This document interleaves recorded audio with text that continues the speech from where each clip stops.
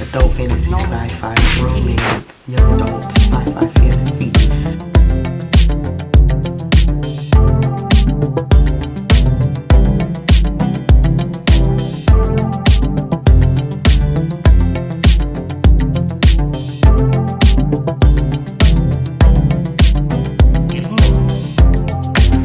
Welcome back, or welcome to another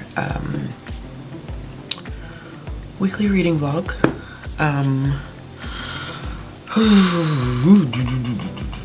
Life is kicking my ass.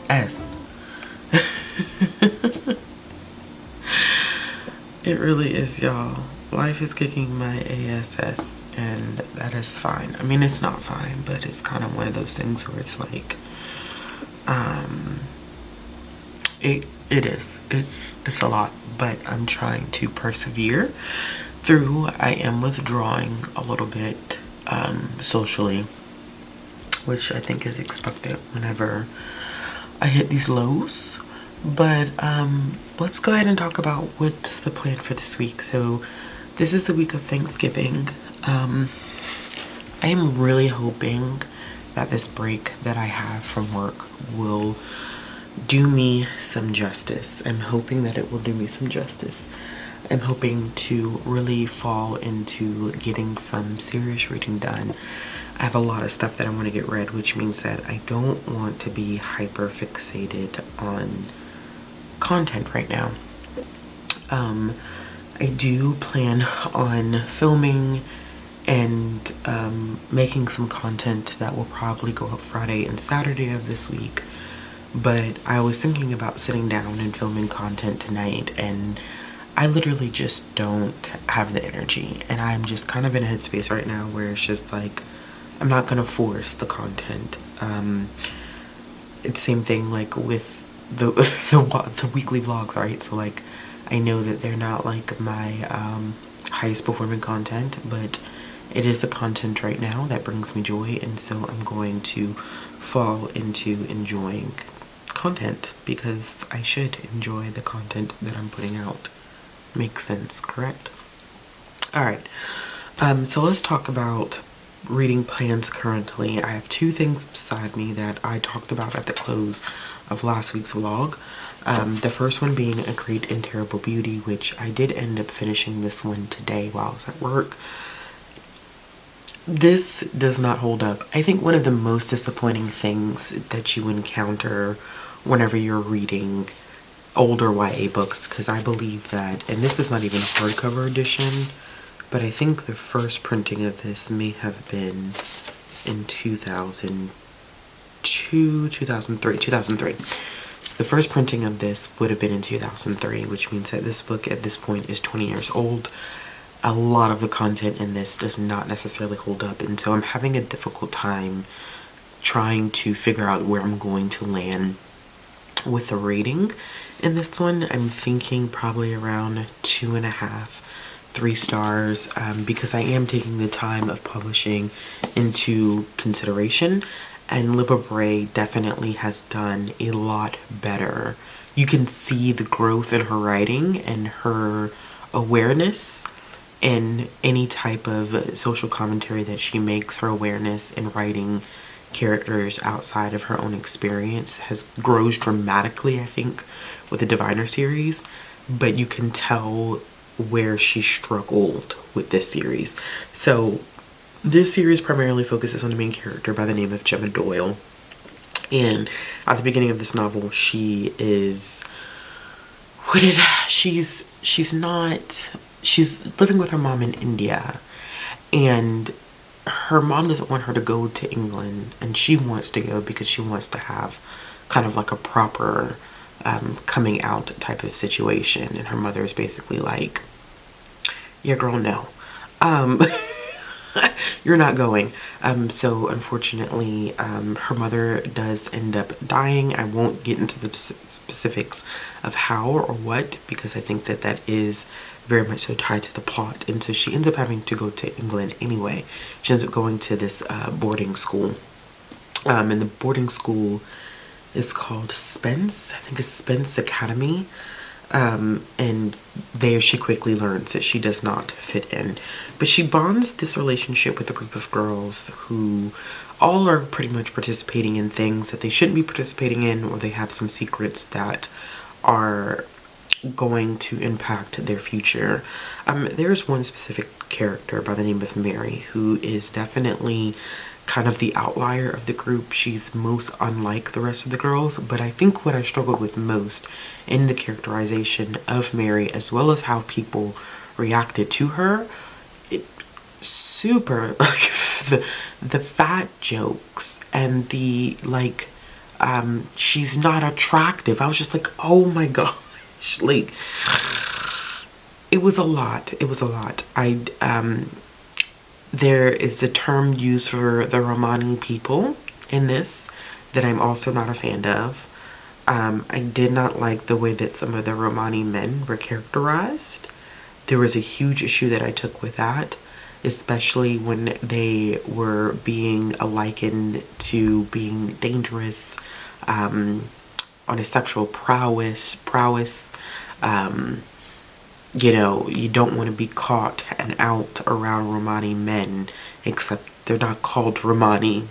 It's the other word that is used for Romani people that we do not use today.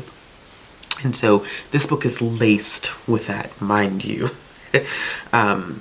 A lot. It was so jarring to me, like, hearing it. The first time I read this, I did not have the awareness, which I think all of this connects back to the live show that we had on Bree's channel about politics in the booktube or book community sphere, is that when I first read this a long time ago, probably almost 10 years ago myself at this point, not knowing that that was a slur for Romani people.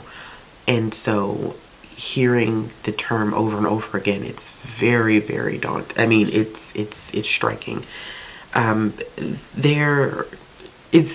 It's a lot of strange elements to this. There's also a love interest that's Indian that is kind of like made out to be exotic, which I don't like the characterization either. Like, the portrayal of Indian people in this also was just not good.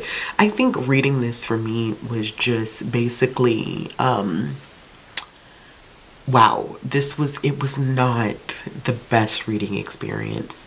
And it sucks to go backwards and read this after having not read it in almost 10 years. And now you're like, yikes, like, this is ridiculous. This is a lot. This is a lot. And it is in fact a lot.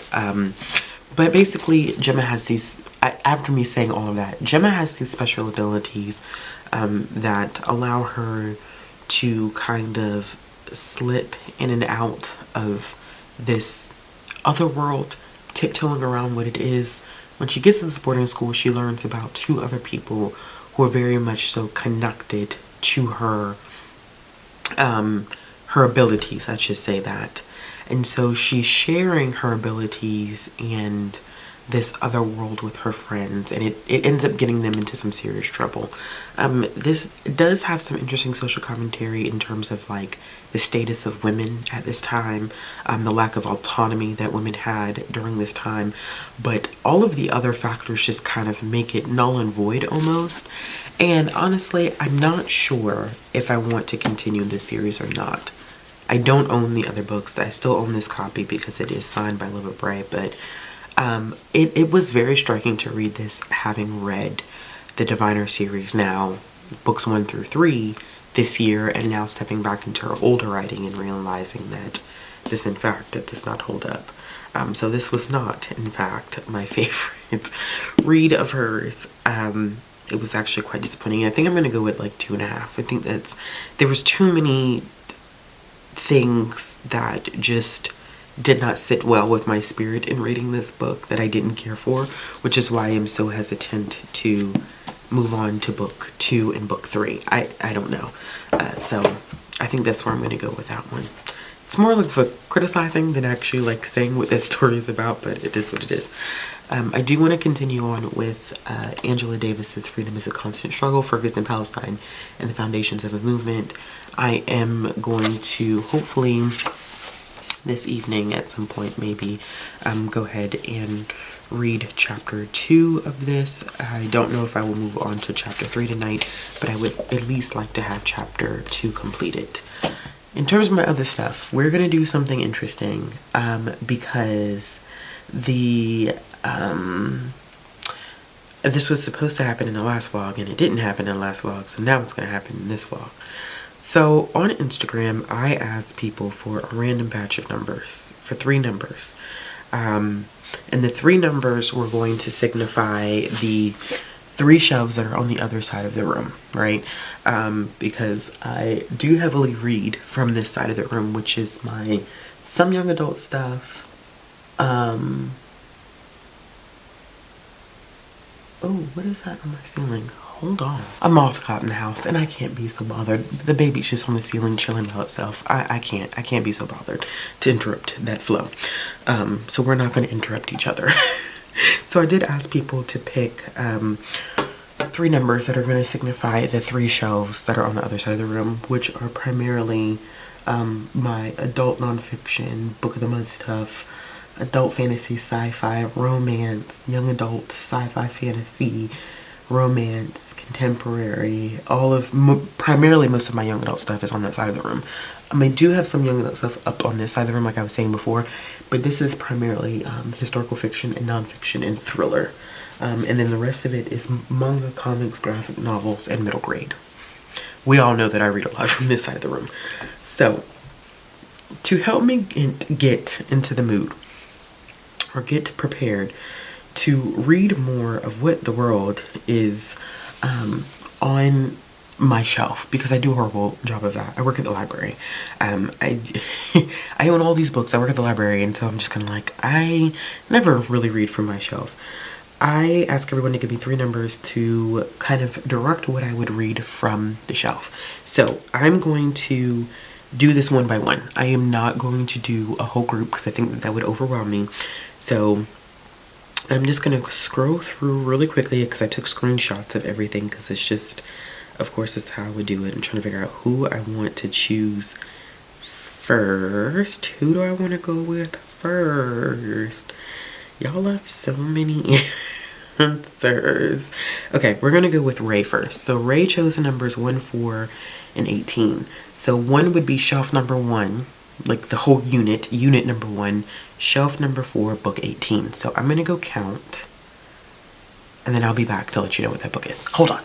Ray's selection actually ended up being my nonfiction shelf, which is perfect because it's still nonfiction November. And so shelf 4 is a non-adult nonfiction shelf, and book number 18 on that shelf is Hair Story, Untangling the Roots of Black Hair America, which I was supposed to read this book a long time ago. I got this book, I think, not too long after I ended up reading the book Twisted by Emma DeBury, which I've done a full video review on about my own black hair journey. I went from having my hair natural to getting it hot comb to having a texturizer to getting a relaxer to cutting that off and going back natural to finally locking my hair, which it's interesting to watch that video now because I am almost 4 years in the game of being locked, and so my locks look so different now than they do in that video. But Ray, so this is technically Ray's pick, Hair Story, Untangling the Roots of Black Hair America by Ayana D. Bird and Lori L. Tharps. So this will be the first one of the books that I try to read at some point this week. It's not long.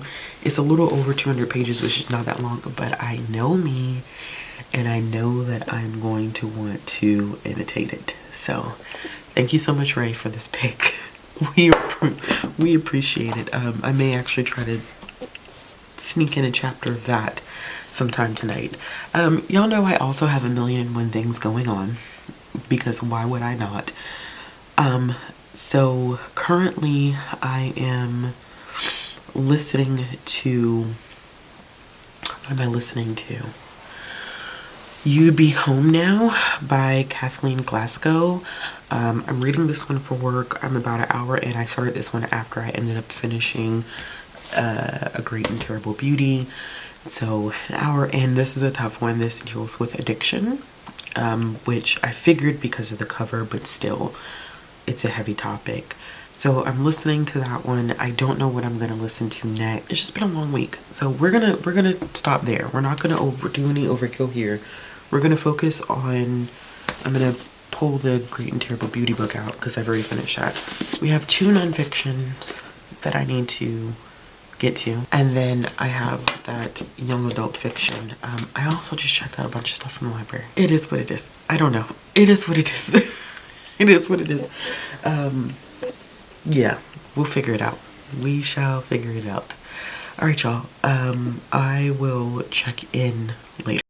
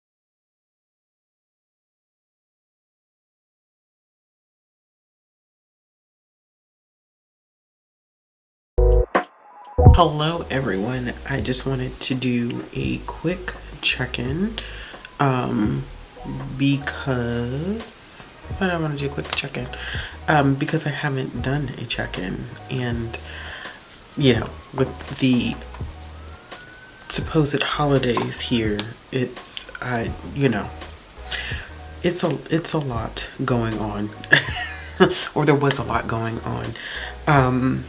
And so, yes, but I have had the opportunity to read a lot of children's things. The sirens, y'all, the sirens. It's a lot happening around these parts lately. I'm not sure how to feel about it, but quick check-in on some children's things that I finished. I have started, of course, back with my children's lit stuff that I've been picking up. Y'all know that one of my biggest goals this year was to not only make the content that I want to make, but to also read the books that I want to read. Let this be a place for children's literature. This lock is getting on my nerves. Ooh. But this also be a place where I can highlight and celebrate children's literature, because there's not a huge group of us who are doing it in the booktube community. I see it more like on Bookstagram and stuff. But I thought that it would be nice to highlight and share some of the children's things that I'm reading. I fly through these quick. I try very hard to keep up with everything that I read, but sometimes it is hard to keep up with the children's stuff that I'm reading. Like 2 of these, as soon as I finish a couple of clips for a couple of different vlogs, I need to go ahead and log them in my Goodreads, because this year has been a horrible year for me keeping track of everything that I've read. The number of books that I have read, according to Goodreads, is actually going to be inaccurate. It's lower than the amount that I've read, because I know for a fact, like, there's stuff that I've read that I haven't reviewed. There's stuff that I have not even logged that I read. Like, I read Kwame Alexander's new book this year, his nonfiction, his memoir-esque book this year, and I never documented it. So I remember that I had read it because, like, somebody was talking about it, or somebody had asked a question about it. I was like, oh, I read that book this year. And I was like, I didn't log it. I just didn't care enough this year. I didn't think it was that big of a deal. But let me hop on this so that this additional clip is not too long. All right. So the first thing that I ended up reading was the second book in the Isla of Adventure series. This is The Secret Cabana.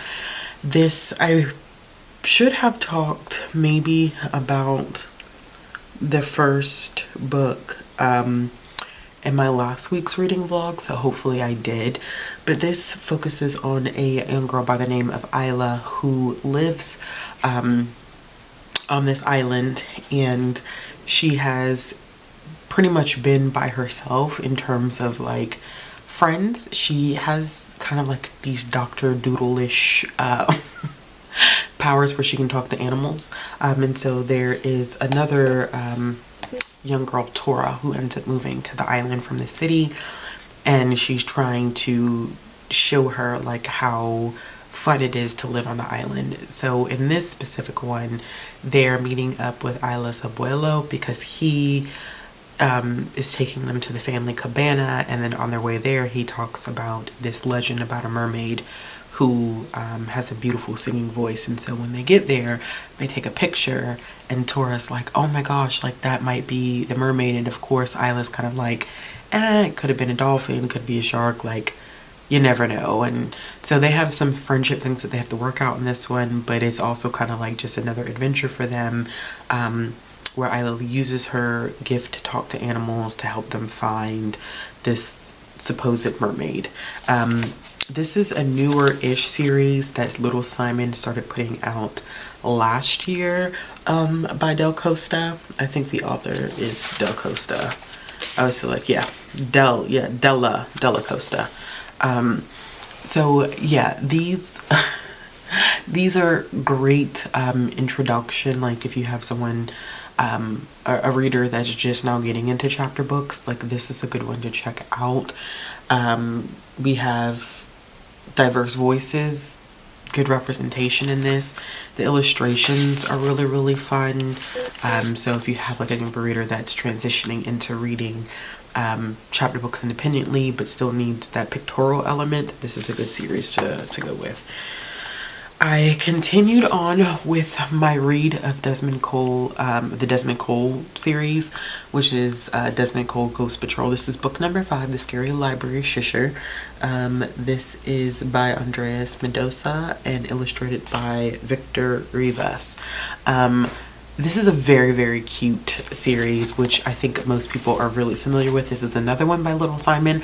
Little Simon does a really, really good job putting out these shorter, or I should say introductory chapter books that have more simplistic text, illustrations, sentence structures that are appropriate for like kids in between the ages of 5 to 9.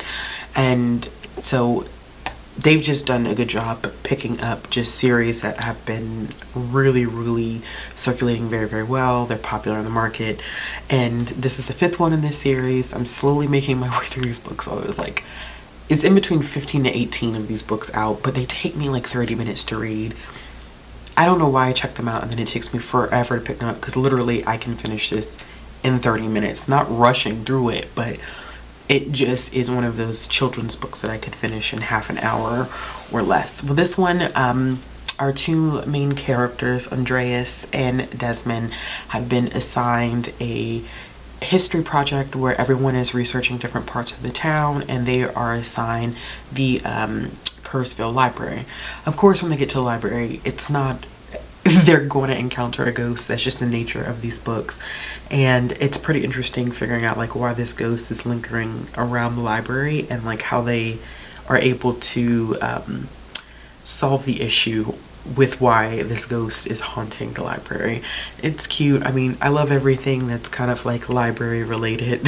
And so this was bound to be one that I was going to enjoy. I went ahead and put the 5th one on hold so that I can go ahead and read it. And I also, with Isla of Adventure, I went ahead and I put the 3rd one on hold. So I gave both of these 4 stars.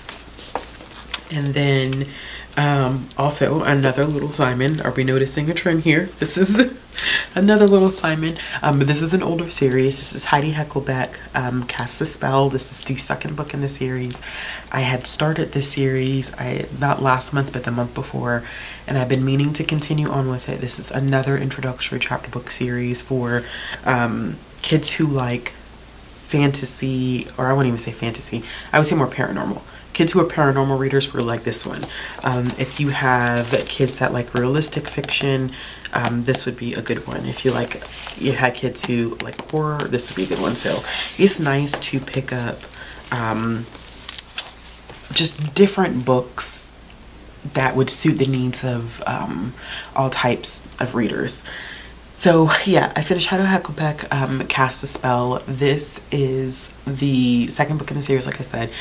It directly picks up where we leave off from the first book. So in this one, Heidi is still dealing with the bully Melanie. Melanie is not... Melanie is a piece of work. I'm telling you, Melanie is a piece of work. She's a bully. She's not nice. And so the first thing that Heidi wants to do is she's kind of like, okay, well, I'm a witch. My mom is a witch. My grandmother's a witch. My aunt's a witch. Like, you know, this is in our bloodline, and I'm finna use my magic at this point because I'm tired of this girl. What I do like about this is that when she talks to her aunt about this, her aunt is pretty much like, you shouldn't really be using your magic on people, you know? But she doesn't tell Heidi explicitly that she knows what she's up to. But you can tell from the context that aunt knows that she's having trouble at school. She's having trouble adjusting because previous to this, she had been homeschooled. And so her mom decides that she wants Heidi to go ahead and start going to public school. And she's not having the easiest time adjusting. And so her aunt is basically trying to give her the tools to deal with a bully without using her magic. And of course Heidi is going to do what Heidi wants to do because she's got to be in like first grade, kindergarten, first grade at the most, I can't remember. And so she just thinks that she has the answer, so she's going to do what she's going to do. I like the fact that the aunt allows her to make the mistake and learn from it. It's not like, I know what you're up to, don't do it, you're going to get in trouble if you get caught. She knows exactly what Heidi's going to do, but she's kind of mum about it. She just gives her the best advice, like, be careful because there are consequences that come with using your magic on people, whether that's good or bad, and you shouldn't really be doing that. You know, promise me that you're not going to do it. And so Heidi, of course, does what she wants to do, and it's a lesson learned. And her aunt was there to kind of have the conversation with her after the fact and still have that like adult guidance and support, but allowing her to kind of go out there and see and understand, like, this is why I should not be using my magic on people. This is not how we handle bullies. And Heidi does have this question of like, okay, well, why does she dislike me so much? And her aunt's like, that's not your problem, which is how I kind of operate as a person. And I think it takes a while, at least it took me a while to get to that feeling, because I think as humans, naturally, we care if people like or don't like us. But I think that when you run into situations where you have someone who doesn't like you, and it's like, okay, but what have I done to you? Like, because in Heidi's situation, this is not someone that she's interacted with. She hasn't been mean to her. Like, this girl just immediately didn't like her. And Heidi's like, well, I don't understand like what I did or why she doesn't like me. And her aunt's like, that's not for you to worry about. That's something that she has to work out within herself, which is how I operate. Like, I think that that's such great advice, because unless someone is willing to have a conversation with you and make amends, or if it was a disagreement and you want to have that conversation and make amends or handle the situation like an adult, if you have someone who just straight doesn't like you, they don't want to have a conversation, they don't want to move past it, and they want to hold on to that, like, there is nothing that you can do about that, baby, and that's not your problem anymore. Like, I have to have that mindset sometimes, and it's hard, it's definitely hard, but I was glad to kind of see that, like, sometimes when people dislike you and you literally have done nothing, it is not your job to figure out why they don't like you or to fix that problem. That is a problem that they have to fix internally, and I'm glad that her aunt let her know that. And the next one that I did read is not from Little Simon, but it is from Random House, and that is the 5th book in the Magic Tree House series. So this is Night of the Ninjas. This is the part of, I think, the story arc where we're getting not just random adventures. Like, this one now is making, I don't know, the story just feels like it's coming together better, at least in this one, where there's kind of like this shift in, we know who M is, which I won't spoil it just in case like you want to read the series, or you're reading the series with little ones and you don't want to accidentally spoil it. But at this point, they know where, like, who M is in the first 3 books. There's this M that's everywhere, and so they don't have context for who M is. They finally meet M in book 4 and learn who M is, and in book 5 there's an issue with M, and so they're taken to ancient Japan, where they meet ninjas, as well as samurais, which I thought was interesting. This one also has a nonfiction one that is paired with it, where they do a fact tracker, where they give more accurate historical context behind like the adventures that Jack and Annie have. So the one for this one is Magic Treehouse Fact Tracker Ninjas and Samurai. It's a nonfiction companion to Magic Treehouse #5 Night of the Ninjas. I may check that one out. I haven't decided yet. I did put book 6 on hold for this one, which is Afternoon on the Amazon. I'm going to work my way through the Magic Treehouse series first, and then I probably will then go over to the Magic Treehouse Merlin missions. So because they're companion series, and I think they're still Jack and Annie, but I haven't read any of the Merlin mission ones. But I think I'm just gonna work my way through the regular Magic Treehouse line first, and then we will go on the Merlin missions. This one was interesting. Not much happens, but I do feel like the next 4 books are gonna tie together to give us more information about what's happening with M right now. And so Jack and Annie, as always, Annie is the one that dives in, no questions asked. I'm not gonna fight you about it. It is what it is. Like, we're gonna get this adventure done. And of course Jack is the more hesitant, like he's the more I need to sit down and write out a plan. And so I always commend Mary Pope Osborne for creating this balance of characters, because you have one that's very adventurous and one that's not as adventurous, and both of their skill sets are always appropriate for the situation that they're in, where, like, you know, Annie's like, I'm gonna dive in head first. Jack is, hold up, we need to sit back and think about this. And in some situations Annie gets the adventure going, but then when there is that part of the adventure where they have to kind of think about what tools to use or what skill sets to use to kind of work their way back to the treehouse so they can get home, I think that's where Jack really shines. But they're a great balance of each other, great sibling dynamic in this one. I'm very interested in a couple of elements that was presented in this one in terms of like magical, or I'm gonna say magical beings, but there are people I think that are expecting to meet Jack and Annie. From the dialogue that they had with one of the characters in this book, I feel like M is tied to being able to communicate Jack and Annie's missions to people. I don't know, it's a unique concept. I'm excited to pick up book 6, but all of these were 4-star reads for me. All 4 of these were 4-star reads. They were good. The last thing that I read today was me and baby girl's storytime book for this evening. It's Flora's Wish. This is a 2023 release. I don't know what I was expecting when I picked this one up. I had no idea. I just saw it and I was like, you know, like, what is this about? This is cute. This was another 4-star read for me. It follows it's a mouse. And the mouse's name is Flora. Flora's best friend is a dandelion. And as you know, dandelions do not stay forever. So this is a little bit about what I perceived as a reader, both grief and the life cycle, that everything must die. But with death comes life. And so Flora is dealing with the grief and the loss of her best friend, which is a dandelion, and having to process that grief, and having some friends along the way to help her process that grief.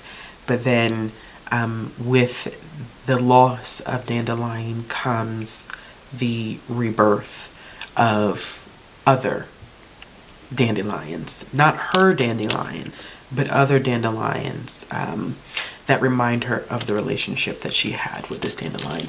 It was not what I don't know what, when I saw the cover, I'm not sure what I was expecting, but I just thought that combination of like this conversation about grief in the circle of life. I just thought it was really, really pretty, and the artwork was really, really nice. So if you're looking for more books that talk about life cycles, things that talk about processing grief and remembering the power of remembering the best moments that you've had with any being that has passed, because I believe that the author wrote this not too long after their cat passed away. Yeah. Was inspired to write Flora's wish after the loss of her beloved cat. So definitely about death and grieving. And I don't know if baby girl enjoyed it as much. She told me, she was like, I was playing with my doll, but I was listening to you while you were doing that, while you were reading the book. So who knows if that, if she really even, who knows if she cared. Currently reading things. Currently reading. I'm about to go to my, I'm going to my Libby because I have so much stuff that's about to be due in Libby, and I don't know when I'm... Okay, so I'm still listening to You'd Be Home Now. I'm 43% in. It's due in 3 days, so I'm hoping to finish that this weekend. A lot of content warnings for this one. It is about... I don't know if I talked about this one, but it's about a teen girl who is involved in a car accident after her brother ODs, and the guy who drives the car drives it recklessly.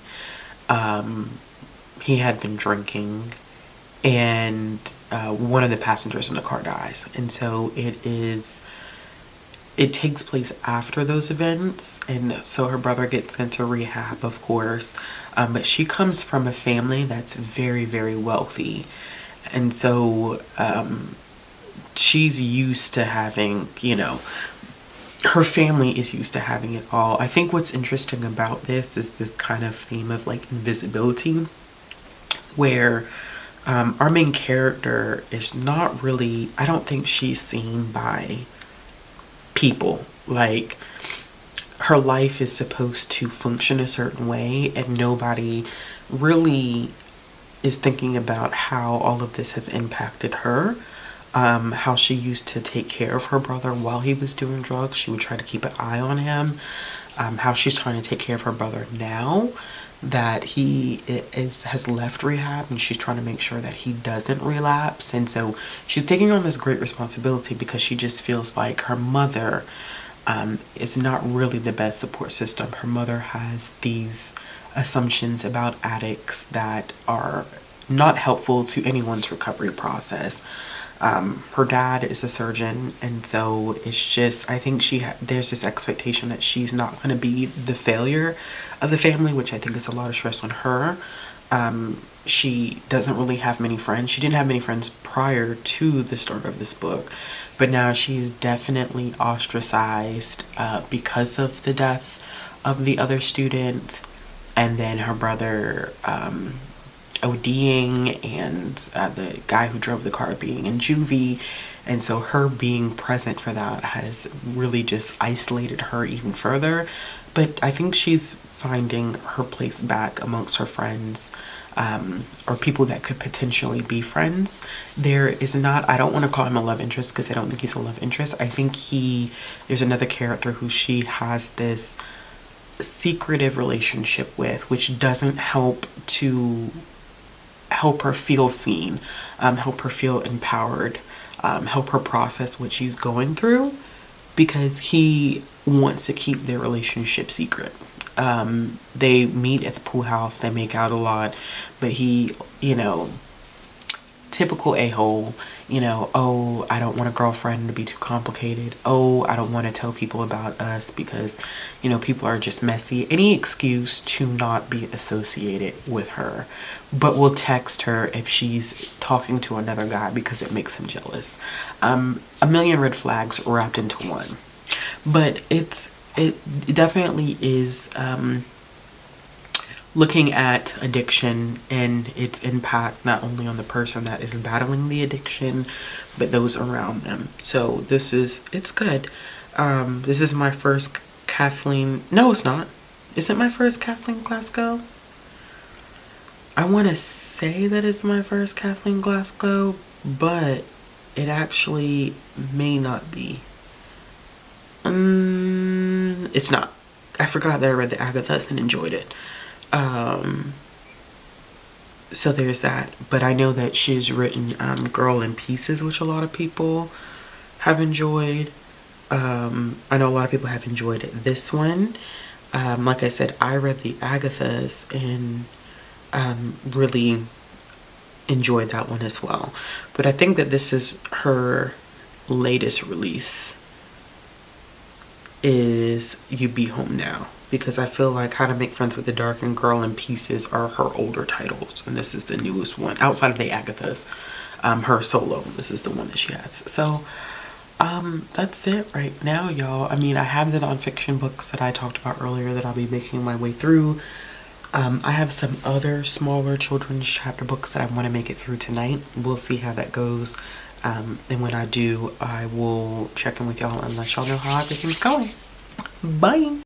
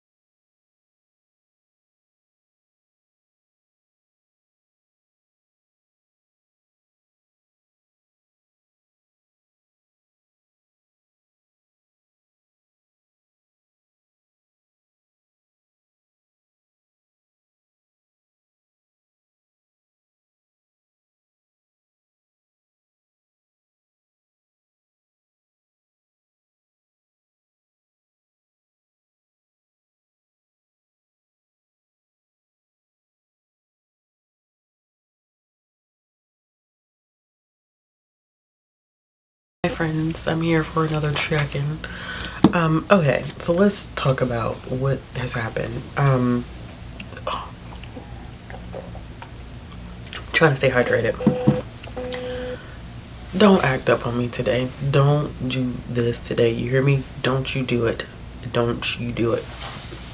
Y'all, listen, I have been in a bad space. I'm trying to work my way out of this, and there is some light in the horizon, but my gosh, like, it just feels like it's been ages with this nonsense going on. Okay, let's get down to business. Let's get down to business. To the feet.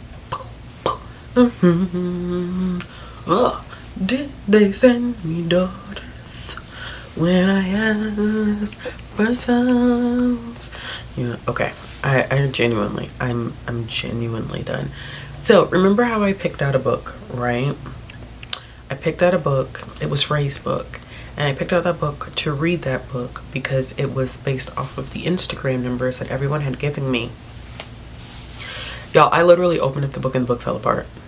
Literally. The binding on that book, I don't know how many times I've opened up the book, but I don't feel like it's been many. But as soon as I opened up the book, the binding literally fell apart. So joy for me, great for me. That makes me feel amazing. I am literally pissed. And I can't even read the book. It's not salvageable.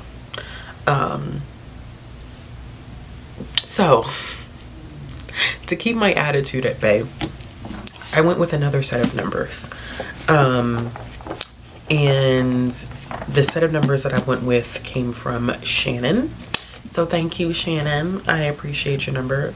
And based off of the counts, Shannon, I don't remember what your numbers were. I have it in my phone, but I would have to scroll through stuff. And so based on the numbers that Shannon chose, I know for a fact she had to choose 2 and 2 at least to start, because it was the second shelf, the second bay, and the second shelf on that bay, which is romance. And so the book that came out of me doing the counting is Real by Kennedy Ryan. Although I didn't read Ray's numbers, Ray did give me this book for my birthday. So in the grand scheme of things, in all things, it still worked out that Ray is somehow involved in all of this, which is perfectly fine. So I have not yet started this. I am hoping to read a little bit of this tonight. And I probably will not finish it during this vlog, but I will finish it probably in the upcoming week. This is a chunky book. It's over 400 pages, but I've heard very, very good things about this one, and that people really, really enjoy it. And it's the first book in her Hollywood Renaissance series. I don't know when the second book is coming out, but I do know that this is the first book in the series. So I just wanted to let y'all know that that is a thing that is happening. This has ultimately been a week of Black romance. That's not how I intended it to be. That was not what was happening here. That's not how it was gonna go. That I'm telling y'all, that's not what I had planned for this week at all. But I think I needed to do a little bit of comfort reading, because I was struggling this week, and I felt my mood kind of shift, and I was like, oh, you know what, I really could do with some great Black romance. And I should have told y'all, please excuse the mess on my bed. It's clothes and stuff everywhere. Don't mind it though. Don't pay it no mind. Don't pay it no mind. But let's dive into what I have been doing here, what I have going on. I haven't really been able to listen to You Be Home by now. I just haven't had the opportunity. It just hasn't presented itself. But, however, I have been reading some Black romance, holiday and not holiday.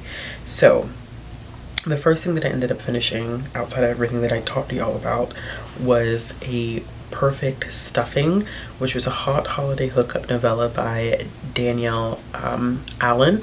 This is my second or third Danielle Allen book, and we usually pretty much agree on, like, agree from reader to writer. We're pretty much on the same page. This one was interesting. It focuses on 3 friends who are getting together for Friendsgiving. They do this every single year. They've been close since they were at college, and they have this annual gathering, and so they're getting together again. And our main character has taken a vow of celibacy, and so she's like, yeah, I'm done. Like, I think I'm just going to focus on me for a little while. And her friends are like, girl, please, like, this is not gonna work. And so they're getting prepared for Friendsgiving, and the person who usually brings the desserts, particularly like a lemon pie, which the main character absolutely loves, is not coming this year. So she's just kind of like, yo, what? And they're like, our bad, we didn't tell you, yada yada yada. So she's basically like, okay, you know what, I'm gonna run to the store and see if I can find lemon pie. And that's where she has to meet Cute with the hero of the story. I thought it was really cute. There was a great chemistry between our main characters. I thought their meet Cute was adorable. I think that there was some scenes that I was like,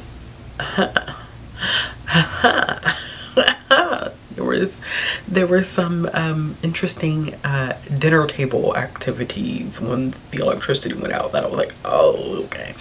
But the ending of this one, I'm not gonna lie, it threw me for a loop, because while if I was in, it's a side character that gets very frustrated with the 2 main characters, and if I was a side character, I think I would have been aggravated, but I don't think I would have taken it to the level that he took it to. I don't know, like the energy that he gave off because of this, it was just weird. Like if this was a thing with me and my close friends, I'd be like, you know, that's disgusting. Like, don't do that shit again. But the way he reacted was like, he was like genuinely like angry, like very angry. And the misstep that I think that Daniel Allen made in this is that there's not enough context to understand his level of anger. I can understand being frustrated and being like, don't do that. But the level at which he took it, I was like, that's a bit extreme for the situation. Like that's a bit much. I just don't feel like it was that serious. But if there was an explicit reason as to why like he did that, I mean, like that would make more sense to me, but in this instance it really didn't. Nevertheless, I still gave it 4 stars because I feel like that didn't take away completely from the novella, but I was definitely teetering before between a 3.5 and a 4. But I think because I enjoyed it so much, I enjoyed Daniel Allen's writing. I think the character development in this novella was very, very good, considering it is a novella. I always look for writers who are exceptional at writing these shorter stories that are able to give us full character development, beautiful fluid writing with such a short space of ability to do that. So we're going with that. After that, I ended up reading Romping Around the Christmas Tree. This is by Nika P. This one, Nika P typically writes urban romances, if I'm not mistaken. This one, to me it felt like a mix between urban and contemporary, but I could be so wrong. Either way, it was wild, but it was a very, very sweet Christmas story. I ended up giving this one 3.5 stars. This one does have content warnings for grief, death, cancer, violence against a pregnant woman, and addiction. It follows Ethan and Aria, who are supposed to, let me see how I want to explain this, because it's an interesting premise, which is what sold me on this book. So I was like, I don't know if I've ever been, like, if I've read a romance that focuses on this particular dynamic. So Ethan and Aria are pretty much betrothed. That's the best way I know how to explain it. Their grandfathers both own, like, it's like a paper towel, toilet tissue companies, but they're black owned businesses. They are very successful and they're competitors.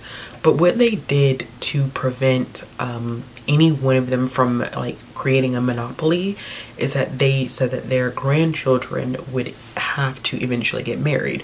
So both Ethan and Aria had heard about this marriage since they were young. They knew it was going to happen. But I think when we start the book, Aria's kind of like, I knew that this was going to be a thing that was going to happen, but at the same time, you don't really think about it until the moment where it's like, okay, now you really do have to marry him. So she was put in this position where she is now moved from her father to living with this family, which it's interesting family dynamics, which I loved about it was this found family element that we see with Aria because of her own personal dynamics with her father and her stepmother.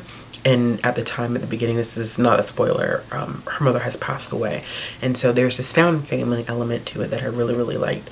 But they, when I tell y'all, they was not having it with each other at all. Like, they was not, like, it was not a thing.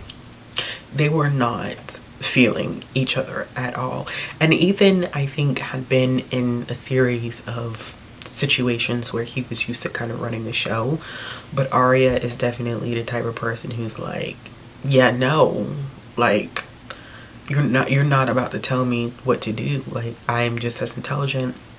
I have grown up around a business family, because she ends up having to work for the company too, and she's like, I mean, I have just as much experience as you. Like, don't think that I'm naive to this. But I think she's younger than him, but she definitely extremely intelligent, passionate woman.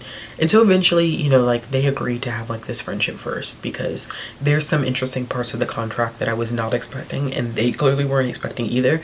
And so they kind of are like, you know, this is inevitable for right now, so let's just agree to be friends and go from there. And of course, naturally, they actually have a lot more in common than what they anticipated, and they get along very, very well. But there is this like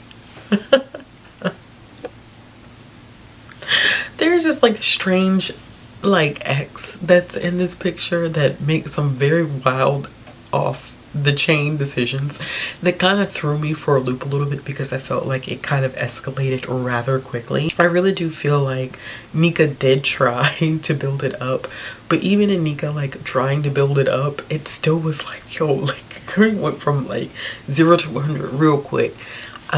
So that was one of the things that kind of threw me off. And there were some writing things structurally that were not the greatest decisions in terms for me. There was a little bit of grammar, and like I said, structural things that threw me off. But I always go into indie romances with a different mindset in terms of editing, because a lot of these authors bust their behinds and cannot put the money up to have a professional editor go over every book that they put out. And so Nika is a talented writer, just good at storytelling, great character development. I definitely will be interested in checking out more of her books after this one.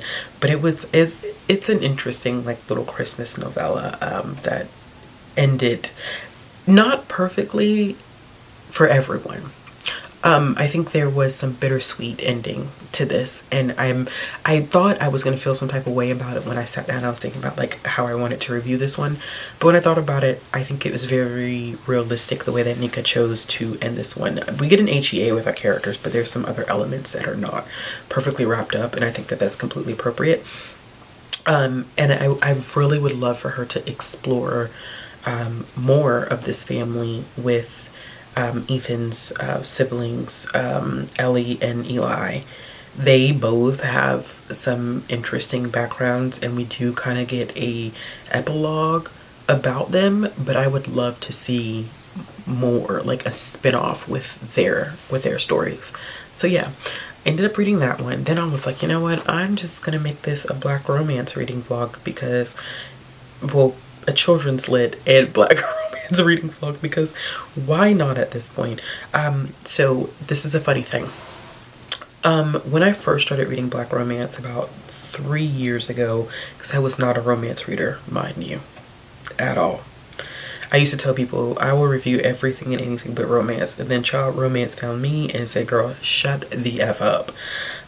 So I read Monica Walters a long time ago. She was one of the first authors that I read. This would have been 2019, 2020, because at the time, I don't know if they're still tied to each other, but I found Monica Walters through reading Be Love. Be Love was one of the first authors that I was definitely digging into pretty heavily, but I found Monica Walters through her. So I've been meaning to go back and read, and I have waited so long. I've been meaning to go back and read some of Monica Walters' more like family saga books, where she's written these long, extensive series that are following these families. And so I wanted to try the Henderson family saga, which starts with Blindsided by Love, because that cover just keeps popping up to me whenever I'm doing my Kindle Unlimited like searches. That one just keeps popping up. It just keeps showing its face, and I'm just like, like, what in the world? So I'm gonna go check it out. And literally, like, under the content warnings, Monica's explicitly says, if you haven't read, let me make sure I get the series name right, The Country Hood Love Stories, you know, it's not a necessity, but I would recommend reading those, because it kind of sets up the dynamics for this entire family. And I was like, okay. Usually when an author says that to me, I'm pretty much like, I'm gonna do it, because you know, and I don't want to be like, oh, you know, I'm not going to read it because I don't have the time. Like, I'm going to read it because, especially if it gives me greater context for what's going to happen in this series and the following series for this, the Henderson family series is 14 books long. So I was like, let me just go ahead and start from scratch.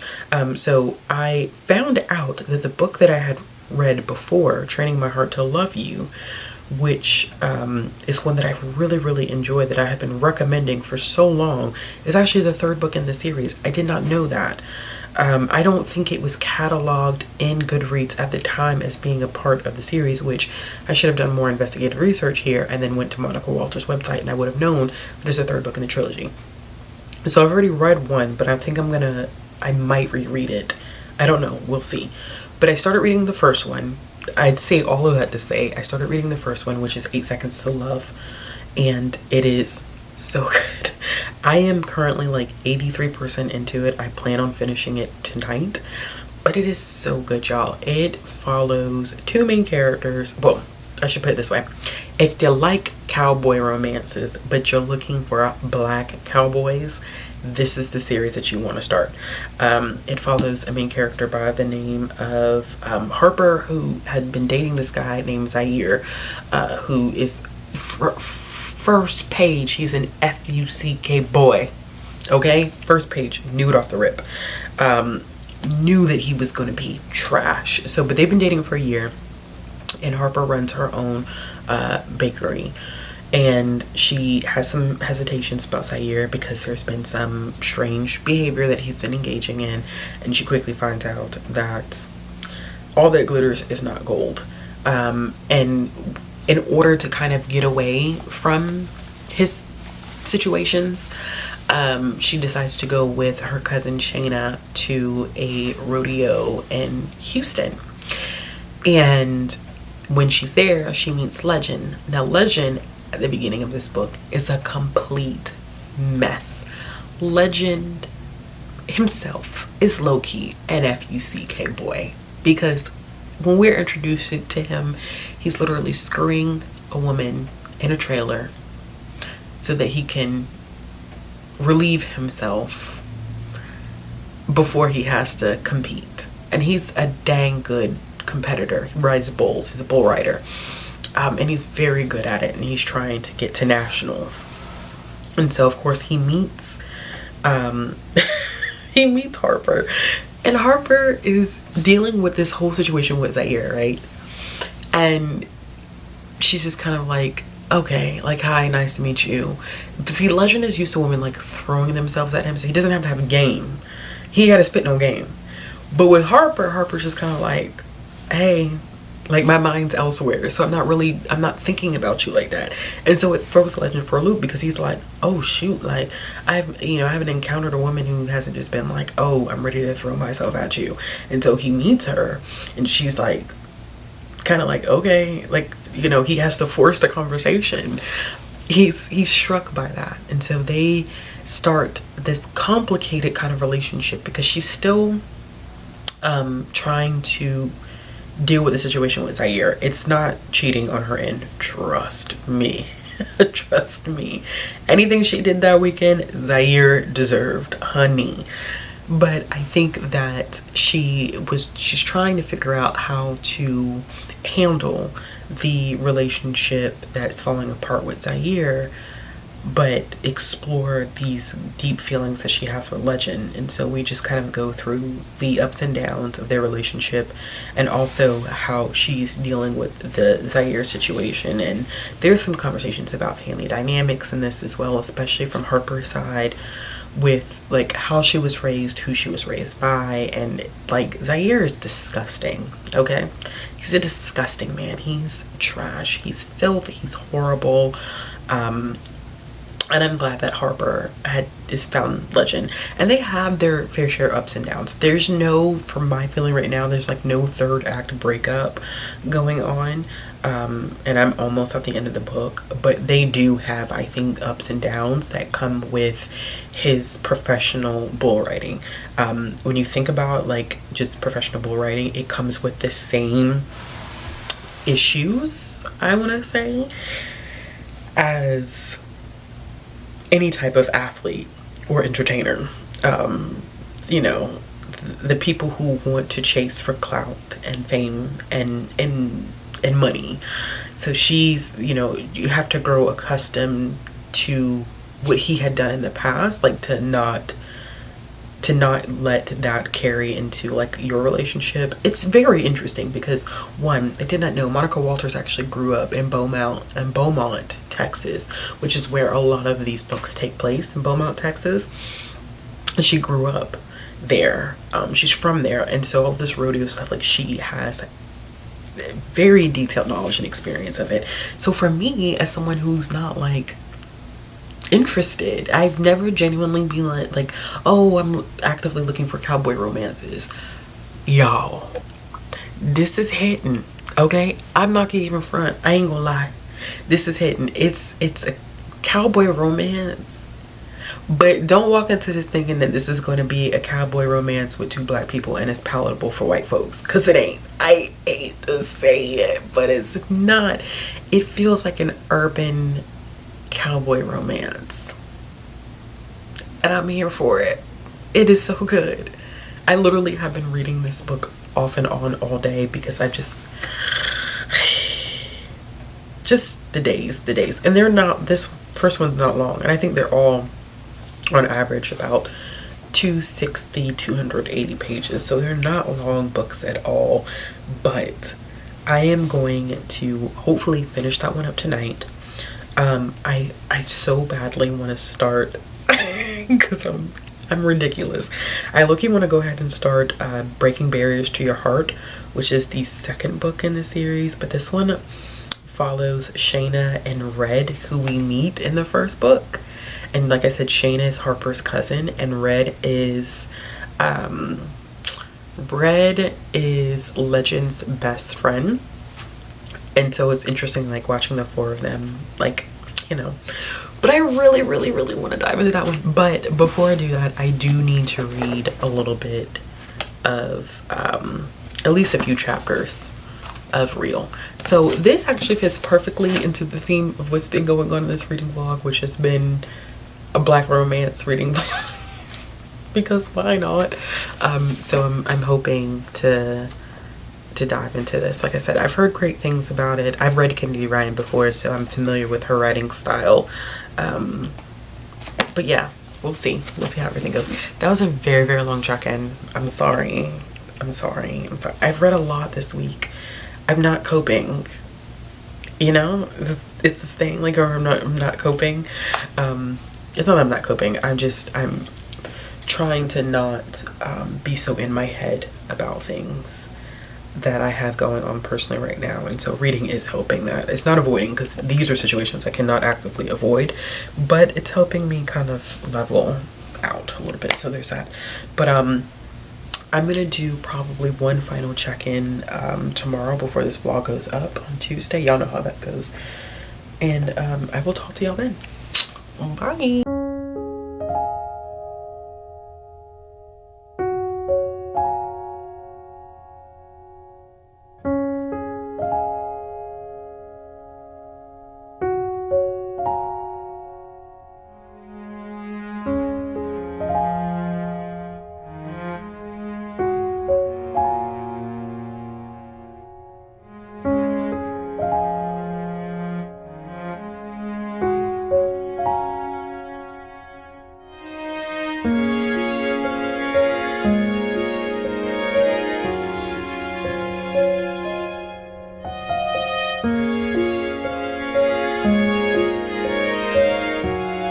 Hello. Oh gosh, my voice situation is very, very strange. Hello everyone, I am here to quickly, expeditiously close out this vlog. I am editing it and it is 1 hour and 9 minutes long already. And so we just are not going to make this any longer than it possibly needs to be. Okay, so I finished 2 additional things since I checked in with you last. The first thing, of course, being 8 Seconds to Love, which is the black cowboy romance that I was reading by Monica Walters. I liked it. It was good. 4-star read for me. I'm excited to dive into the second one. It wasn't a perfect book, so not 5 stars, even as much as I was enjoying it, but overall, I mean, we definitely just we walked into some wild situations there at the end, but I just love the chemistry and the dynamics between Harper and Legend, and how they care for each other, how they love each other, how they stand up for each other, how they are able to effectively communicate and work through their problems, how they don't allow the outside world to kind of dictate how they operate with one another. It is a beautiful sight to see between the two of them. So I probably will go ahead and begin the process of picking up the second book sometime in the next vlog. Okay, so after that, I ended up finishing Blood Sisters by Vanessa Lily. I'm not sure if that's how you say her last name. I should have listened more closely when I was listening to the audiobook for this one. I actually had been reading this one. I just never said anything about it on camera, which is, I'm always jumping from book to book, and so sometimes I actually forget that I need to be like talking about or updating about a specific book, and I just did not, unfortunately, talk about this one. I've been reading it since last week. I went ahead and finished it up today because it is due back, or it was due back at the library tomorrow, but I went ahead and turned it in early since I finished it.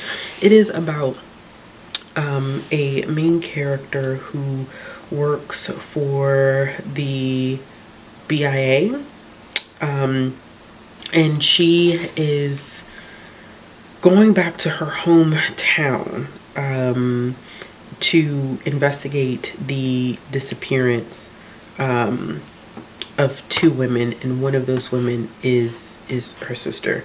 And so when she returns home, she's actually left home because she doesn't want to deal with family. There is some past trauma that's also connected to her home. This book definitely speaks greatly to missing and murdered Indigenous women and girls, and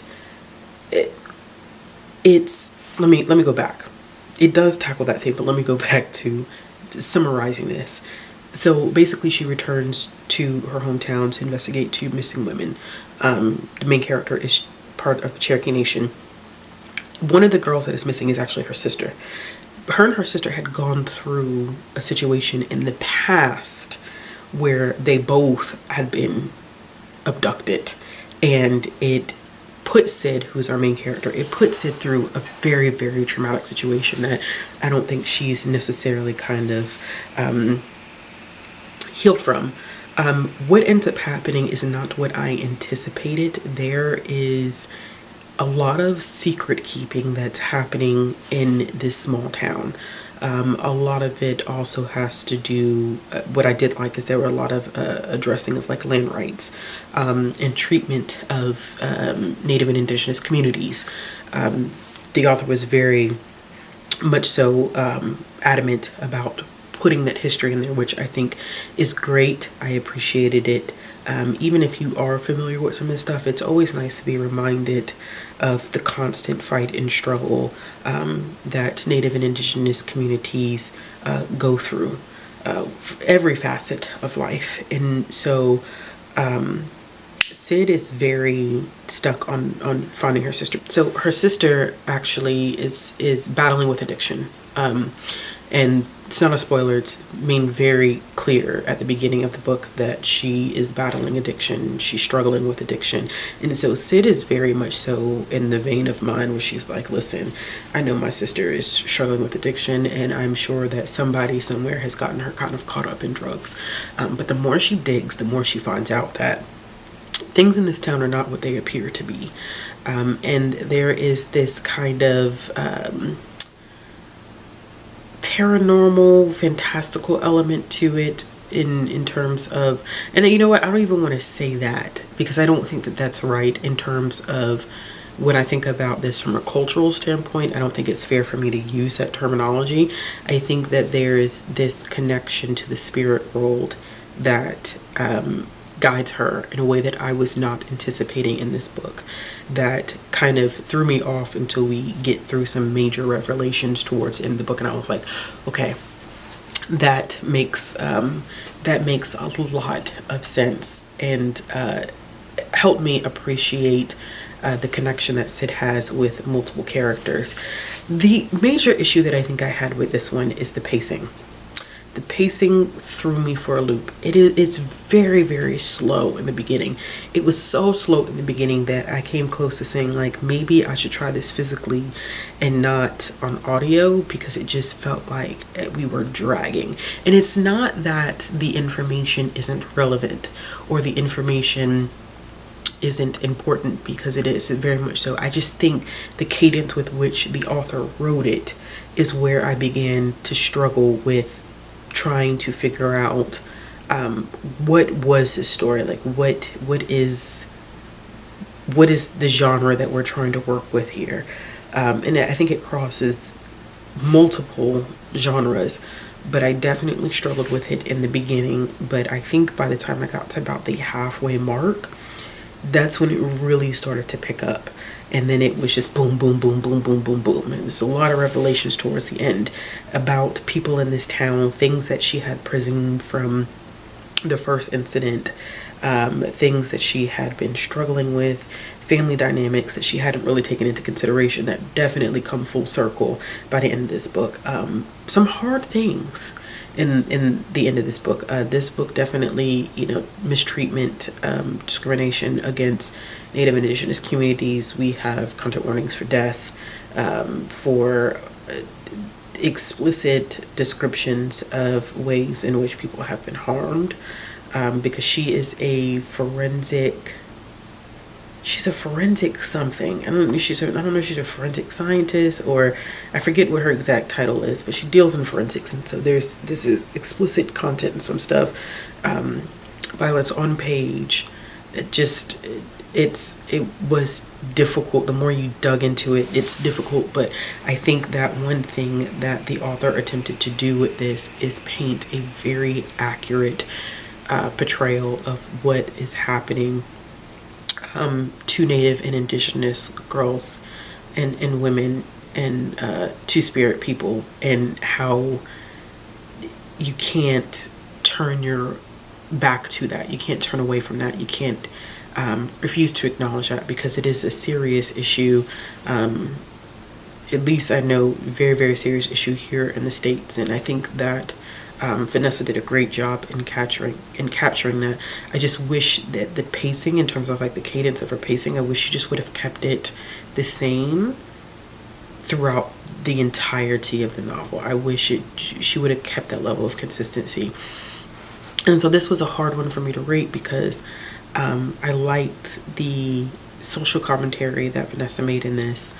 I did enjoy the historical pieces to it. I enjoyed Sid as a character, who for me is much, I don't want to say morally gray, but she's a flawed main character, and I really did enjoy that. I liked her ethereal tone, but the pacing, I'm that's a me thing, I'm very huge about the pacing of books, because I like to be fully immersed and engaged at all times, and I get thrown off when it's like it's not there, then all of a sudden I'm there. So it feels disjointed when an author does that. So I'm gonna go with 3.5 for that one. It was a good read, and I'm definitely interested in checking out more books by Vanessa. Let's see here. I did end up starting another book, but I probably won't talk about that one until this next week's vlog, and that is Tilly in Technicolor. I did get 15% into that one today, and it's really good, but I'm gonna save that for next week, because this vlog already is gonna be too long, and I just can't do it to myself. I can't do it to y'all, I can't do it to myself. All right, y'all, so that is it. That is this week's reading vlog. I did not think I was gonna have this much material for this week, but apparently I read enough and I talked a lot this week. So we're just gonna leave it at that. Let me know in the comments below what you've read this week. Did I talk about anything that you're interested in? As always, if you like this video, give it a thumbs up. If you want to see more content from me, click the subscribe button, hit the bell for notifications. And if you're interested in supporting this channel or following me on social media, all the links will be down in the description box below, and I will be back with another video soon. Bye. I'm on my own, broken and alone. I feel the rain crashing down all